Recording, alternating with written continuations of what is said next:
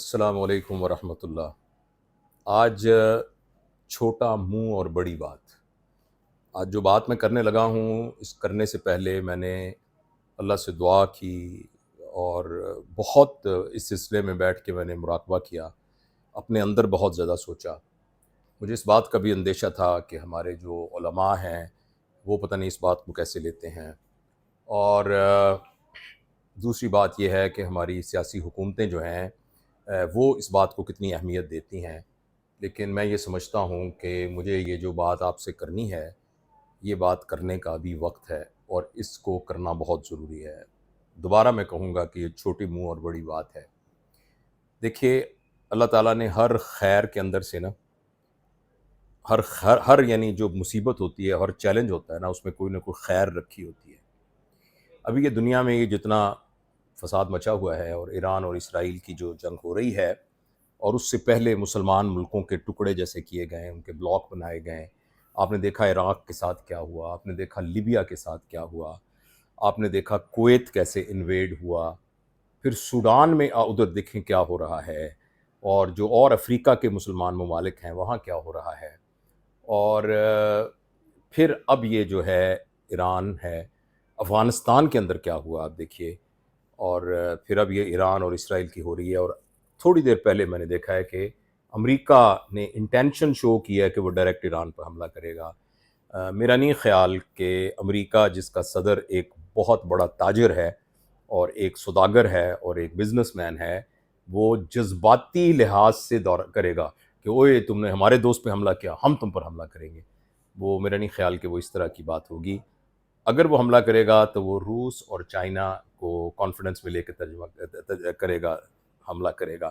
اور کیا وہ اس میں ان کی کنسنسس کیا ہوگی، اس کا بھی ہمیں اندازہ ہے۔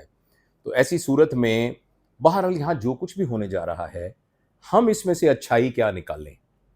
ہمارے لیے اچھائی یہ نکلنی ہے کہ خدا کے لیے یہ جو صدیوں سے شیعہ سنی کی تقسیم ہوئی ہے، ہم کسی طریقے سے اس کو بھول کر ایک مسلمان بن سکیں۔ میں اگر آپ غور کریں، میں نے پچھلے دنوں ایک کتاب پڑھی جس کا نام تھا آفٹر دی پروفٹ۔ وہ لیزلی ہیزلٹن کی لکھی ہوئی ایک کتاب ہے، جو کہ ایک تاریخ دان ہے، اور وہ یہودی ہے خاتون، اور کہیں امریکہ میں کسی یونیورسٹی میں پڑھاتی ہے۔ آپ یقین کریں کہ جتنا کانسیپٹ شیعہ سنی کا لیزلی ہیزلٹن کا کلیئر تھا، اور جس طریقے سے اس کی امپلیکیشن اس نے بیان کی تھی، وہ دیکھ کے حیرانی ہوتی ہے۔ اسی طرح میں نے ایک ڈیٹیلڈ انٹرویو ہیلری کلنٹن کا سنا، تو ہیلری کلنٹن نے، اس کو پتا تھا شیعہ کہاں سے وجود میں آئے، سنی کیسے بنے، اور یہ ہے کہ شیعوں میں فاطمی کون تھے اور اسماعیلی کیا ہوتے ہیں، اور اس طریقے سے سنیوں میں یہ جو آگے یعنی سلفی کیا ہوتے ہیں، اہل حدیث کیا ہوتے ہیں، پھر ہندوستان کے اندر دو مدرسے کیسے جدا ہوئے، پھر یہ کہ ہے کہ بقول ان کے،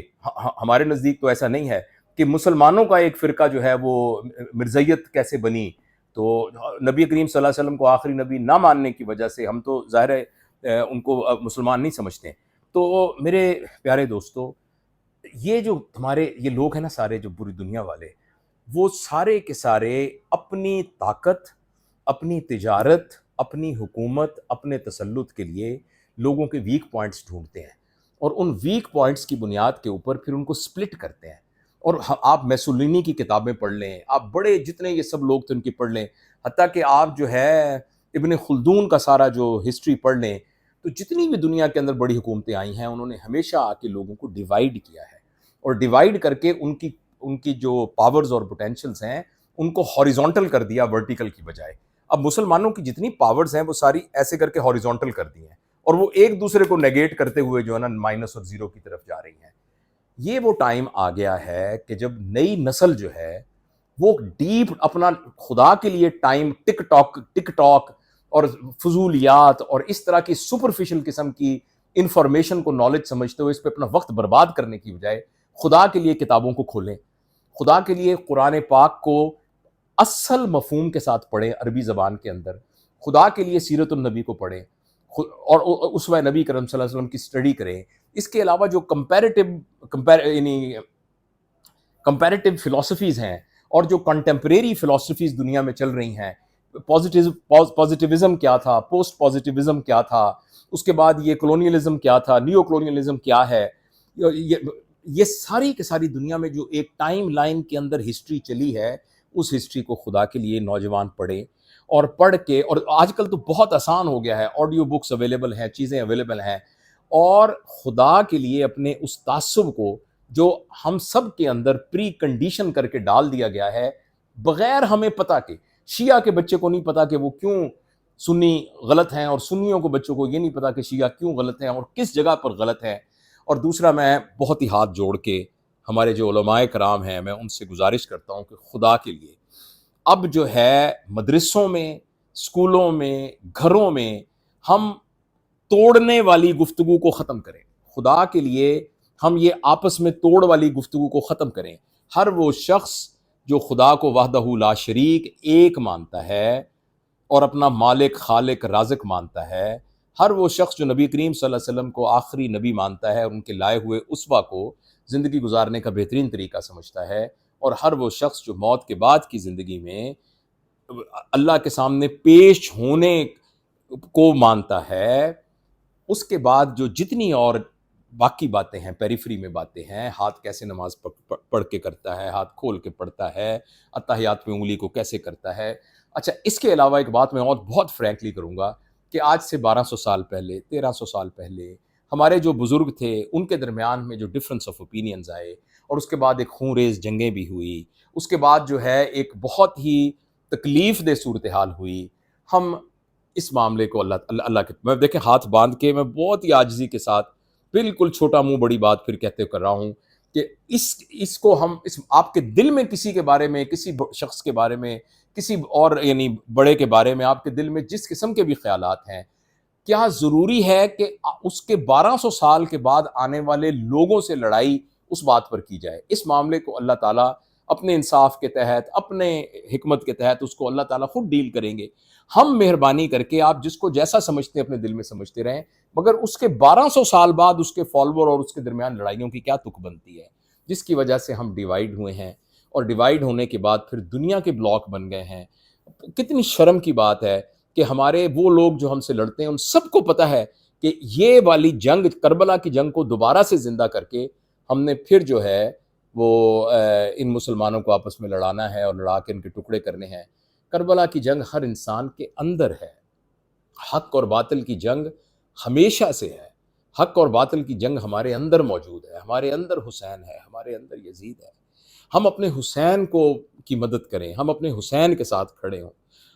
ہم اپنے یزید کو جو ہے وہ یعنی اس کو شکست، یہ دونوں حق اور باطل کے استعارے ہیں، یہ حق اور باطل کے استعارے ہیں یہ سارے کے سارے۔ تو ہم جو ہیں اور باقی ان کے جو بزرگ تھے، یہ جو صحابہ کرام تھے، ان کے درمیان اگر کوئی ڈفرنس تھا، ہم اب بیٹھ کر اس کی بنیاد پر مسلمان آپس میں نہ لڑیں۔ میں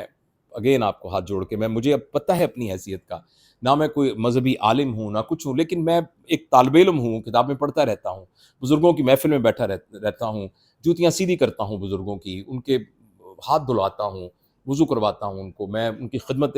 اقدس میں بیٹھتا رہتا ہوں بزرگوں کی۔ اور میں آپ کو یہ عرض کرنا چاہتا ہوں اپنی بالکل ایک کم حیثیتی کو سمجھتے ہوئے کہ یہ وہ وقت آ گیا ہے کہ جب ہمیں یہ جو دنیا میں جو کچھ ہو رہا ہے، یہ اس سے سیکھنا ہے۔ ہمیں اپنے گھروں کے اندر اپنے بچوں کو بتانا ہے ہم مسلمان ہیں۔ مجھے ایسا لگتا ہے، مجھے ایسے لگتا ہے کہ اپنے آپ کو آئیڈینٹیفائی کرنا کہ میں سنی ہوں، یا میں اپنے آپ کو شیعہ ہوں،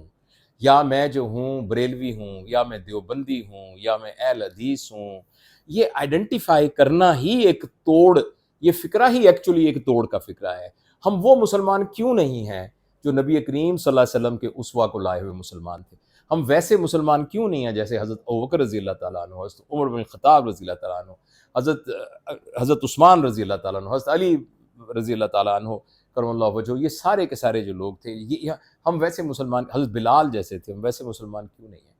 ٹھیک ہے نا؟ تو ہم وہ شیعہ تھے، سنی تھے، بریلوی تھے، دیوبندی تھے، سلفی تھے، کیا تھے، امام حنیفہ کو ماننے والے تھے، امام شافعی، یہ سب ہمارے بزرگ ہیں۔ ان کی کتابیں ریفرنسز بک کے طور پر ہمارے پاس موجود ہیں۔ ہم نے کتاب دیکھی نہیں آج تک صحیح بخاری کی۔ آپ ایمانداری سے جتنے لوگ دیکھ رہے ہیں بتائیں کتنے لوگوں نے صحیح بخاری کو بھی ہاتھ میں پکڑ کے دیکھا ہے؟ किस ने यानी मुस्लिम की अहादीस को देखा है? ना वो किताबें पढ़ी हैं, ना हमने वो देखी हैं, बस सुन के हम लोगों की बातें, हम एक तरफ का अपना माइंड बना के प्री कंडीशन हो गए हैं। और वो जो हमारे घरों से निकलने वाला तोड़ है, जो हमारे घरों से निकलने वाली नफ़रतें हैं, वो आगे जाके फिर ग्रुप्स की शक्ल में इख्तियार कर जाती हैं, फिर बेनिफिशरीज़ उसमें से बेनिफिट उठाते हैं, और उसके बाद वो पूरा का पूरा एक उसकी बुनियाद पर मुआशरे बने, उसकी बुनियाद पर हुकूमतें बनी, उसकी बुनियाद पर मुल्क बने, उसकी बुनियाद पर सल्तनतें बनी, उसकी बुनियाद पर ये लड़ाइयाँ हुई, और इन चीज़ों को फिर लोगों ने कैश किया। 2025 वो टाइम आ गया है कि अगर बचना है, तीसरी दफ़ा ये बात मैं कह रहा हूँ, छोटा मुंह और बड़ी बात, अगर बचना है एक आइडेंटिटी के तौर पर, तो अपने दिल से ये वाली जो तफरीक है इसको ख़त्म करना होगा। इसके लिए उलमा की सबसे बड़ी जिम्मेदारी है, सबसे बड़ी जिम्मेदारी है, हुकूमतों की जिम्मेदारी है, मुआशरे की जिम्मेदारी है, तालीमी निज़ाम की जिम्मेदारी है, इंटेलिजेंसिया की जिम्मेदारी है, इन सब की जिम्मेदारी है। सबसे बढ़कर मेरी जिम्मेदारी है और आपकी जिम्मेदारी है। तो हम कहीं से इंतज़ार करने की बजाय कि जैसे वो चिड़िया के छोटे बच्चे मुंह खोल के बैठे होते हैं कि चिड़िया मुंह में दाना डालेगी, यानी कोई हमारे बिहाफ पर ही फैसला करेगा, कोई जैसे कहेगा वैसे भेड़ों की तरह पीछे पीछे हम भी लग जाएंगे। उससे पहले हम प्रोएक्टिव होकर ये बात फैसला करें, अपने आप को बदलने का फैसला करें। उस मुसलमान की, और देखिए वो जो मुसलमान, मैं ये बात पहले भी अर्ज़ की थी अहमद जावेद साहब को कोट करते हुए, कि मुसलमान अच्छा वो है जो किसी भी गैर मुस्लिम की डेफिनीशन पर भी अच्छा इंसान है। मुसलमान होना सुपर शेल है, इंसान के ऊपर एक सुपर शेल है। अंदर का कोर शेल में अच्छा इंसान क्या है? सच बोलता है, ईमानदार है, किसी को तकलीफ नहीं देता, उसके हाथ से किसी को तकलीफ नहीं होती, उसकी ज़बान से नहीं होती, उसकी नीयत ठीक होती है, वो बेईमानी नहीं करता, वो फ़र्ज़ शनास है, वो सच बोलता है, वो सबकी मदद करता है। इन सफ़ात के ऊपर सुपर शेल है, और भी होंगी बहुत सारी, इनके ऊपर एक सुपर शेल है कि वो ये सब कुछ करता है, इसलिए करता है कि उसने ये वही की तालीमात से सीखा है और उसवा नबी करीम सल्लल्लाहु अलैहि वसल्लम से सीखा है। और उसका prime goal is honesty is the best policy नहीं है। Truthfulness is the best policy, honesty is the best policy. Policy नहीं है ये उसकी, ये उसका इंपेरेटिव फर्ज है, उसका, उसने करना ही करना है, पॉलिसी के तौर पर नहीं है।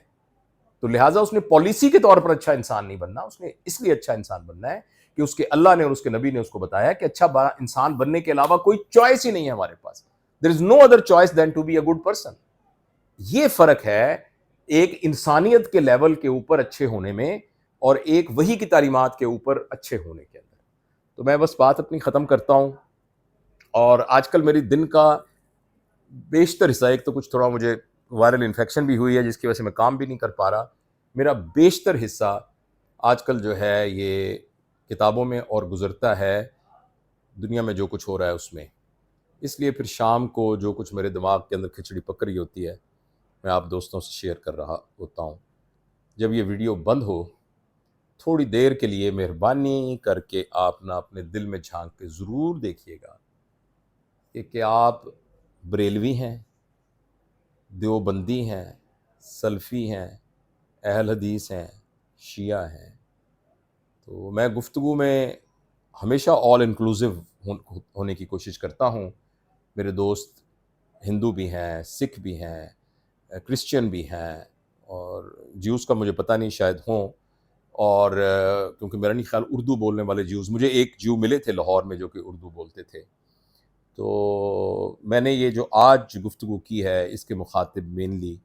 मेरे मुसलमान बहन भाई हैं, और इसके अलावा वो जो मुसलमान नहीं हैं वो भी इसलिए हैं ताकि मैं उनको भी बता सकूं कि ये जो हमने समहाउ समझने की कोशिश की है, पूरे इस्लाम से जो बातें निकालनी हैं वो ये निकालनी हैं कि ये वो लोग होते हैं जो लोगों को मारते हैं, ये वो हैं जो दहशतगर्द हैं। अल्हम्दुलिल्लाह मैंने कुरान को मफ़हूम के साथ पढ़ा है। आप और भी तो किताबें पढ़ते होंगे, आप मेहरबानी करके एक दफ़ा कुरान पाक को मफ़हूम के साथ पढ़िए, आपको अंदाज़ा होगा कि क्या खूबसूरत वही का पैगाम है जो अल्लाह ताला ने भेजा है अपने नबी और नबी करीम अब लोगों को ये होता है अल्लाह के नबी ने 9 शादियाँ क्यों की? बहस होती है तो बस ये वाली बहस होती है, और उसके बहुत लॉजिकल जवाब ऑलरेडी उलमा दे चुके हैं। लेकिन अब ये 2-3 बातों के अलावा जो असल کرکس آف دی میٹر ہے، جو اصل چیزیں ہیں.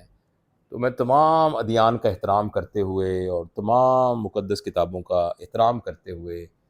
تمام انسانوں کو قابل عزت سمجھتے ہوئے، اس موقع پر یہ بھی دعوت دیتا ہوں میں کہ وہ تمام میرے بہن بھائی جو کہ مسلمان نہیں ہیں اور جن کے ذہن کے اندر یہ ہے کہ شاید یہ جو مسلمانوں کا کانسیپٹ ہے، یہ دہشت گردی والا اور یہ ہے، یہ کچھ لوگوں کا کنڈکٹ ہے.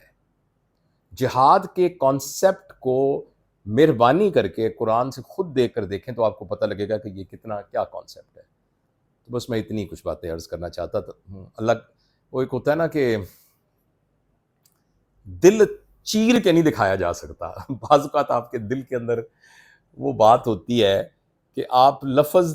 گنگے ہوتے ہیں، لفظ تھوڑے ہوتے ہیں، لفظوں کے اندر وہ گنجائش نہیں ہے، وہ اہتمام نہیں ہے لفظوں کے اندر. لفظوں کی ایک لمیٹیشن ہے، لینگویج کی ایک لمیٹیشن ہے. تو بس ایسے ممکن ہوتا تو میں دل چیر کے آپ کو دکھاتا، اور وہ چیزیں جو الفاظ منہ سے نہیں نکال سکا تو وہ میں دل کو ایسے کھول کے دکھاتا آپ کو. تو اللہ میری کہنے میں اور آپ کے سننے میں اگر کوئی بھی نیت کا کوئی مسئلہ ہوا ہے تو اللہ اس کو معاف کرے، اور اللہ کرے ہم ان باتوں کو سمجھ کے اس پہ عمل کر سکیں،